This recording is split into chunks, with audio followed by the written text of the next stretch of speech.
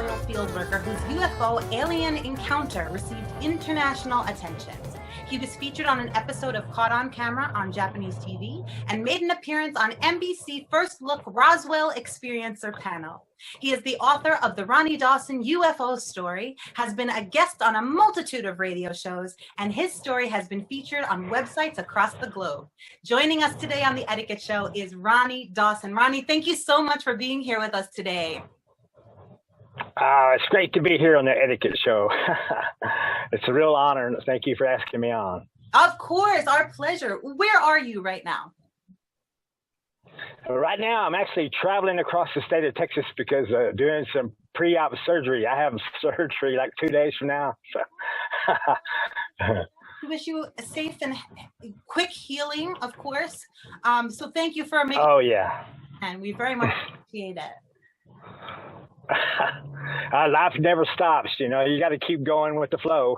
Absolutely. Oh my gosh, knowing what I know about you and hearing you say something like that, that's inspiring. Okay, so let's get right to it. You are in fact an alien contactee, correct? That's right, yes. So can you tell in as much detail as you like, what was that first experience like for you? Well, I mean, I've been working out here in the oil field out in the middle of nowhere for 24 years, and I never saw anything. So when I started seeing these mysterious lights, it was crazy, creepy, exciting, and then I started seeing the craft, and I started putting two and two together that these guys, I don't think they're from around here. You know, it's nothing explainable. So, and then I seen them abduct a cow. I seen them abduct a cow from about a quarter mile away. And when I seen the cow being lifted up into the blue beam, I knew that these are the guys they're talking about on TV all the time, abducting cattle and stuff. And I was afraid they were going to abduct Ronny. So I was glad to get out of there that night. And then I kept seeing more UFOs, and we decided we would like do something thinking outside the box. I decided I would shoot a green laser at the UFO, and if we could detect any beam deviation due to the craft's propulsion system, we'd have some real evidence to bring to the public, you know, about we were being visited from another world. And we did see the UFO. I did fire the laser at the UFO and onto the UFO, but we didn't see the deviation that we had hoped to see, and we didn't get the whole thing on recorded like we were hoping to do. But the next night, they paid me a little visit at my house. I had an alien home invasion in my home, so they paralyzed me in bed, and they basically ransacked my house until they got to where the laser was being kept. And so that was pretty scary. Wait, can I pause you right there and let's backtrack just a little bit. First of all, I want to know what in your mind made you think to have this idea to grab a laser and see if you could reflect some light on it. What gave you that idea? Well, I was watching some Bob Lazar and stuff like that, where he had worked at Area 51, and he was talking about how they bend time and space and stuff like that. And so I thought, well, you know, if you shine a laser beam, you know, if it's warping the fabric of space around the craft, it should make the light appear to do something odd. And if we could video record that, we'd really have some solid evidence. So it was just really a way of thinking outside the box and hoping to get something. Yeah, very clever, very clever. So, okay, so you have this experience with the laser, and then how much later did they come into your home? The next night. It was the very next night they came into my home and paralyzed me in bed and basically ransacked my house until they got to where the laser was being kept. Yes. Right. So when you say they came in, were you like, you know, what were you doing at the time? Were you already asleep and you saw them enter, or, you know, what would that look like? Well, it's a little creepier than that. There was a hole, like something had tore a hole in my floor, and I guessed it was my cat. So I thought my cat had like chewed a hole through the floor, but I was like, he was a declawed cat, so I don't know how he could have done that. But I patched the hole up, and recovered the cat from underneath the house and put him back in the house and patched the hole up. And when it was time to go to bed, I just laid down in bed. I no sooner hit the bed than they stuck me to it. I thought I was having a heart attack, some kind of a medical condition, because I was still awake. I could move my eyes, but everything else felt like it was just pinned to the bed. And even the cat, when they started running around the house, the cat scared him, and he retreated up onto the bed with me. So he's laying there, he's walking around the bed like it's not affected at all, but I'm still stuck, paralyzed to the bed for some reason. And so these things are running through the house, knocking things over and breaking stuff. And then I've seen them run by the bedroom door. And then there's two of them running around in there. I've seen one run across a vertical wall, and because I was clinging to the hope that it was a squirrel or a raccoon or something had gotten in my house. But when I seen it run across a vertical wall, that pretty much told me that, yeah, this is probably more related to what went on last night than something explainable. And finally, one stopped in front of the door. It was about 18 inches tall. It had a humanoid face. It had an exoskeleton shell on it, and the shell had like thorn appendages on it.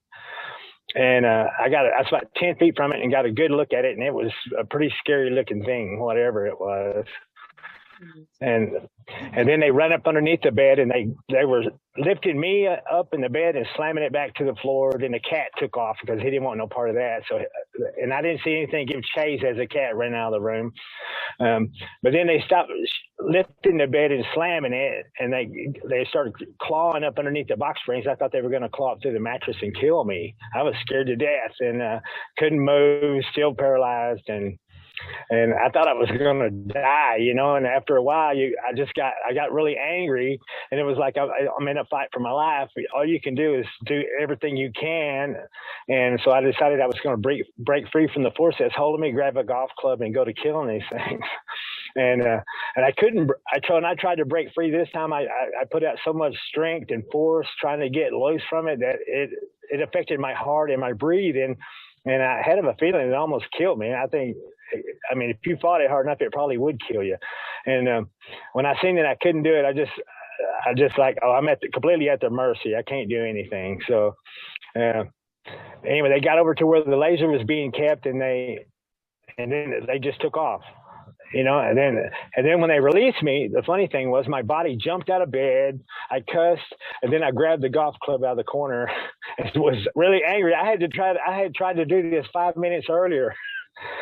And now my body's doing it without me telling it to. So I feel like it's freaking me out because I ain't telling my body to do this. It's like I tried to do something, they block it from being processed, and when they release me, that instructions got processed, and it was like my body was like a robot acting on its own.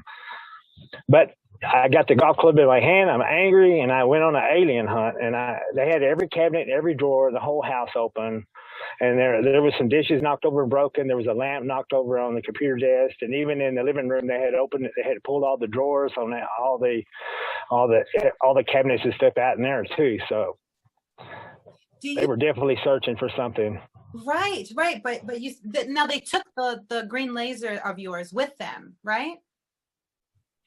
No, I thought it would be gone for sure. But when I got to where it was being kept, it was right there in its case where it was supposed to be in. But I had it locked up in this cabinet, and they had unlocked the cabinet. It was a gun cabinet, and they had unlocked the cabinet and to where the laser was being kept. I guess they took a look at it or whatever they did with it, but they did leave it, and it still worked. So I was shocked it was still there. Oh, they didn't, nothing was removed from your house, just things were turned upside down, basically. Yeah, they didn't take anything. I crawled up under the house the next day. I had a pistol and I had a knife and I had a spotlight on my forehead because I was scared to death that they were nested up underneath my house, but I could never live in this house again with any kind of peace unless I go up underneath there and make sure these things ain't nested up underneath there. So I went up underneath there and I had a big sack of mothballs I had thrown up underneath there because in Texas we think they keep snakes and stuff like that out from underneath there, and all those mothballs I had put up underneath there were gone. So I don't know if they took them or if they had just gotten wet and dissolved. I don't know, but it was just kind of that's the only thing that I found that was missing in the house. The mothballs. That's funny. That's interesting, Right. right? So what do you think they wanted from you? What do you think that whole ransacking was about for you? Well, I think these little beings are they use. I think they're subservience to something else, and that I did get to meet later on. And just like the gray aliens are subservience for gathering genetic material from people here on Earth. They're viral resistant and stuff like that, so they're well suited to the job. These guys were well suited for the little recon job they did at my house, and I think they're both subservience to something else, and I got to meet these something else later on, and So how long ago? and it was one. Sorry to interrupt you. How long ago did this encounter? What is it? August 2017 was the first time I got to meet the ones that I believe that the other ones are subservience to. One was a blue lady, and she had a big ruby like thing glued to her cheek, and she had like a diamond on her forehead, and she had a tattoo on her left cheek, and she was probably about 6'8" tall, and had short black hair, and very athletic looking, but she was with another woman that was a cat lady. I mean, she had big hair, but you could see her ears poking through her hair, and she looked just like a human, except right here on her nose it turned into a lion's mouth right here. I mean, even her eyebrows and her eyes look human, but when you go down to the tip of her nose, it turned into a cat's mouth, and it even had whiskers on it, and the whiskers were trimmed off at about 2.5 inches. And that came out of her upper lip. It was pretty. When I took a good look at that, when I realized that there's somebody's not playing a joke on me, that they're really here and they were really visiting, and they told me they'd been watching me, Oh, and they interrupted my sleep for a conversation, and they apologized for it. oh, wow. Okay, so this is in 2017 where you met the two lady aliens? Yes, Okay, and they yes, communicated with you. yes. We had I don't know. It was probably 20-30 minute conversation, Wow. and and they basically they want to make contact with us. They want to know if they made open contact with us, if the masses of the people here would be willing to donate genetic material, you know. And I said, yeah, if we had open contact and we're friends, you know, I said the people here would be more than willing to give you what you need, you know, especially if that's the price of the ticket to actually visit with them, you know. So, and then they asked me how I think that we should go about making contact. And first, you know, I told them that you're gonna have to give me something that's alien material, an alien machine that does something that we're not capable of doing, made out of material that we don't have here. And then I thought, you know, what would be better than that would be just a global display of alien presence. Bring a big ship in and fly it all around the world till everybody's seen it. And I said it'd be a big wake up call for humanity, but that's what we need. I said that, in my opinion, that would be the way to go. And they said, thank you. You know, we'll pass it on to the others. And Wow. So, okay. So, but now it seems like if you were able to have a conversation with them, you don't seem like you were afraid during that encounter at all. There was no fear. well, at first it was hard to grasp. I thought my wife was playing a joke and had a couple of her friends pulling some kind of a stunt. And then when I took a good look at the cat lady's mouth, I realized, you know, these girls aren't from here, you know. So, and then I kind of dealt with the reality, you know, that all of a sudden I'm thrown into a situation where I represent every man, woman, and child on planet Earth and all of humanity. And there's the right thing to do. And the right thing to do was to tell them that I'd be willing to help them in a meeting of our two worlds in any way I possibly could, but I didn't really know where that was taking me. I didn't know I had volunteered for the project that they were involved in, so it kind of pulled me into the alien agenda that happened in February of 2020. Okay. During that time, they got a genetic sample from me. They made a clone body of me. It took them 2.5 years to grow it to adulthood. February 2020, they took my physical consciousness and transferred it into that alien clone on an alien planet. Wow. Okay, wait. I have to slow you down just a little bit. Let's break, because you just said in about 30 seconds. Okay. Oh, yeah. Okay. In a way, you have this conversation, you don't realize that you're volunteering, but you somehow give consent to being a part of this. And Right. do they continuously appear, or was it years in between sightings? Oh, no, it's for 2.5 years, I didn't see anything. It was like nothing. Wow. And then all of a sudden, boom, So what? no warning. And they just pulled me. Yeah. And I think what they're doing is even before we make open contact, they're already working on the means of interdimensional transportation for us. Like, it may be too far to take our physical bodies to where they're at, but they can transfer our physical consciousness into, they want to transfer it into a clone body. But see, my clone body can only hold me. They can't put you in my clone body. So they're needing large quantities of genetic material so they can make genetic clones, so that they can transfer consciousness into them. It will accept many consciousness, not just mine. So I think that's what it appears to be anyway. Mm-hmm. So what, I have questions about what that feels like for you when that was happening for you. First of all, did you met your clone in person? No, I never met him. They took my physical consciousness and transferred me into him. And there was another contactee there named Jonathan Boisi from South Africa, and he was familiar with the Ronny Dawson clone. And the ET, he said, well, meet Ronny Dawson. And he goes, yes, I'm familiar with Ronny Dawson. And the ET said, no. She said, the Ronny Dawson from back there. And he said, oh my goodness. He said, so this is your first trip? I said, yes, first trip. And he was like really excited, even though he was familiar with the clone of me. He realized that I was actually inside the thing, so it was like a first time meeting for me and him. And the guy told me, he said, I said, where are we at? He said, I guess he goes, I can tell you it ain't Earth. And he said, your first clue would be look at the sun.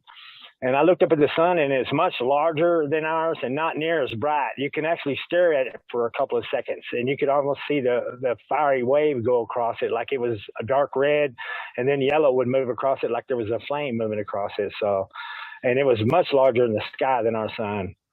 So I'm like, oh my goodness. But the place we were at, it had green rolling hills, not one tree. There was about 250 style houses with white picket fences around them. And every house looked identical, and they had streets in between the house, but not one car anywhere. And I even looked at the asphalt. I used to work in road construction. I know that we put asphalt down, we spread gravel on top of it. It's how we make roads. But this asphalt, it was like the rocks were mixed in with the asphalt itself and like laid down like carpet. So it looked like a road, but it was actually built different than a road. So it was like a simulation town that they had built on this planet where God knows where it's at. Wow, that is overwhelming. And throughout this whole experience, did you ever feel that overwhelming sensation of like, this is literally out of this world. This is, so far beyond our earthly human comprehension. Did you ever feel like this can't be happening? I must be going crazy. Well, I double check certain things. Like they would use words that aren't in my vocabulary. They use the word estrus to describe this situation this female was in up there on the alien planet. And estrus is not a word in my vocabulary. I've never used it, never heard of anyone using it. I actually had to go look it up on Google to see what it meant. So they spoke with their mouths. Even the cat lady spoke with her mouth. She had trouble making certain words because her mouth wasn't built right. But they spoke English just as, good, proper English, not I speak Texan, but these guys are speaking proper English. But I could understand what they were saying. There was a little bit of miscommunication at times, but for the most part, we could understand each other pretty well. And they're very intelligent, and and they seem to have good intentions. It's just that I think some of the guys that work for them may not be have such a kind hand at what they do, like the Greys and the little aliens that ransacked my house. So Right. So do you feel like this was your experiences? Are they mostly benevolent experiences, or do you feel like there's hostility underlying or something?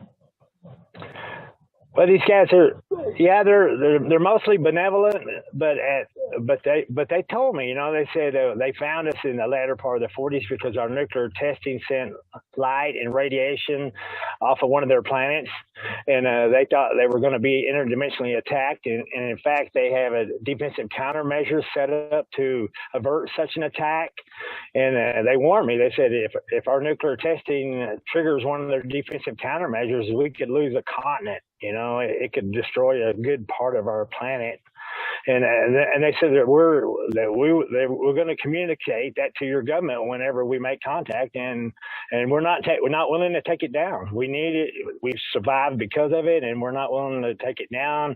And if your nuclear testing accidentally triggers one, we're sorry. We'll give you a sorry in advance. But wow, well, that's kind of, nuclear testing in general is terrifying to me, but the concept of it literally backfiring in that sense, that's scary stuff. And that feels like, do you feel like what their agenda is? Well, I know they want to make open contact with us. I know they've been watching us since the latter part of the 40s, and I'm like, why wouldn't they be able to speak English? They've been here as long as I have. I've been here since '60, and I speak English. So, the thought of them speaking English, I have no problem with because they've been here longer than I have. So, and they would have to know how to speak English if they were going to observe us. But like they said, they thought we were in allegiance with a group that had attacked them, and they were very cautious and suspicious of us for many years. They researched us long enough now that they're comfortable with us, and in fact, their people of the world have seen and watched us. And in fact, some of our clothing designs have become popular on their planet. They had ritualistic clothing that they wore on occasion, but they didn't have common clothing that they wore on a day-to-day basis. And since just watching us and the way we are, some of the clothing designs have become popular on their world. They make them from the products on their world, and to mock the images of the stuff that we have on our world. So they said just watching us has already affected their world.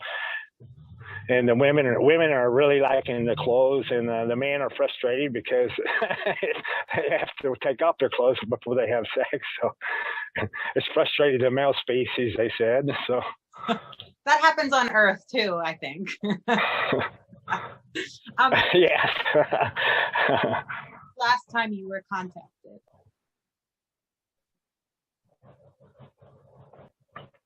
Yeah, the last time I talked to him was February 2020. I haven't heard anything since. I don't know if they were, after the things that happened to us in 2020, I hope they just hadn't given up on us. But I think it probably will happen again, and it probably will happen with short notice. Yeah. Do you feel like there are any aliens on Earth already that are living amongst us and maybe we don't know, or they're underground? Yes, I'm afraid there is. I can't really say a whole lot about it, but I know a guy who knows one, and the guy actually proved that he was one by making a small spaceship appear and disappear a couple of times, just to prove his point. And so they're here, and the guy lives in a house, has a job, drives a car. And you wouldn't ever think that he wasn't something other than a human, except he can make his little spaceship appear and disappear at will. Wow. And I'm hoping to get to meet him. Yeah, do you think that's a possibility for you? Yes, he said he'd be willing to meet me, but if the circumstances were right. So I'm hoping I get to see this little spaceship trick. I would love to see that myself. Yeah, well, I would love to invite you back for a future interview should that happen. I would love to know what happened there. It was right. If there's anything you can tell us, our audience here, like that your experiences have given you insight into this whole other world, what would you tell us? Should we be afraid? Should we be prepared for anything? Should we be open to it? What should we do? Well, I think since they're already working on the means of interdimensional travel, I think things could go change here quickly if we would just open our minds up and admit that they're here and acknowledge that they're here and be open to open contact, which they are open to, it sounds like. So, and I think, man, life could change drastically for us. You know, it's like, because technology is something you can either struggle to figure it out on your own, or it can be gifted. I'm in a Toyota Sienna right now. I don't know anything about the thing, but I paid the dealer enough money, and they gifted me with it. So, gifted technology is a wonderful thing. So I get to drive around in this thing, but I don't know everything about it. So. Right. Wow. Well, Ronny, thank you so much for joining us here on the Etiquette Show. That was incredibly enlightening. And, you know, again, we wish you the best and happy healing for you. And please reach out should you have any more contacts. We would love to hear about it here. Okay. Oh, absolutely. Thank you. Yes. See you next time. Oh.